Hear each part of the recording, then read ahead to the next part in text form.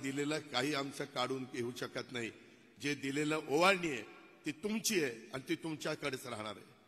ही पण गोष्ट अतिशय स्पष्टपणे मी आपल्याला सांगतो। आज जवळपास 1,08,00,000 माझ्या मायमाऊलींना आणि माझ्या बहिणींना, माझ्या त्या ठिकाणी असणाऱ्या मुलींना हे पैसे मिळालेले आहेत। 1,03,00,000 लाभार्थ्यांच्या खात्यावर पैसे मंजूर झालेत। 1,08,00,000 फॉर्म मंजूर झाले आणि एवढे पैसे त्या ठिकाणी मंजूर झालेले आहेत। त्याच्यामध्ये मगाशी आदितीने सांगितलं तसं पोर्टल, ॲप, ऑनलाईन ह्याच्यामध्ये अडचणी आल्या। पहिल्यांदा इंग्लिश फॉर्म भरायचा का मराठी भरायचा, आता इंग्लिश नाही भरला मराठी भरला तर मिळणारच नाही।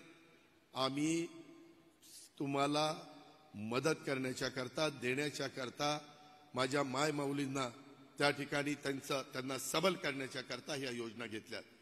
त्याच्यामुळे हे जे काही सांगतायत ह्याच्यावर अजिबात विश्वास ठेवू नका। आज ज्या प्रचंड संख्येने तिथे उपस्थित आहात, थोडीशी आमची अडचण झाली। मुख्यमंत्र्यांची इच्छा होती असा खुल्या मैदानामध्ये हा कार्यक्रम घ्यायचा, परंतु कधी अचानक पाऊस आल्यानंतर अडचण येते। त्याच्यामुळे थोडी वेगवेगळे अशा प्रकारचे आपण 1 नंबर 2 नंबर 3 नंबर असे हँगर उभे केलेत। तिकडे पण महिला बघतायत, महाराष्ट्रात सगळीकडे महिला बघतायत आणि ह्या निमित्तानं आपण आपली काळजी घ्या, त्याचा चांगला विनियोग करा। उद्याच्या काळामध्ये अनेक वेगवेगळ्या प्रकारचे निर्णय घेतलेत, ते सांगून मी आपला सगळ्यांचा जास्त वेळ घेत नाही। परंतु आजपर्यंतच्या ज्या ज्या काही गोष्टी आमच्या राजकीय जीवनामध्ये आम्ही केल्या, त्याच्यामध्ये सगळ्यात आनंदाचा दिवस कोणता असेल तर तो आजचा दिवस आहे। कारण आमच्या 1 कोटीच्या पेक्षा जास्त महिलांच्या अकाउंटला हे आमची ओवाळणी ही पोचलेली आहे आणि पुढेही ह्याचं सातत्य टिकणार आहे, ह्याचं सातत्य राहणार आहे। मी अर्थमंत्री म्हणून सांगतोय, मुख्यमंत्री आणि उपमुख्यमंत्र्यांच्या साक्षीनं सांगतोय।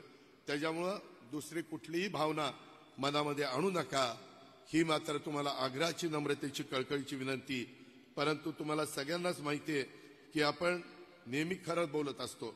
त्याच्यामुळे जाता जाता एकच सांगतो की पुढं 5 वर्ष ह्या सगळ्या योजना, वीज माफीच्या, 3 गॅस सिलेंडरच्या, माझी लाडकी बहीण योजनेच्या, मुलींना मोफत शिक्षणाच्या, त्याच्यामध्ये असणाऱ्या प्रशिक्षणाला वेतन देण्याच्या, प्रशिक्षणाला, अशा अनेक योजना आहेत। या योजना पुढे चालू ठेवायचं का नाही हे तुमच्या हातात आहे।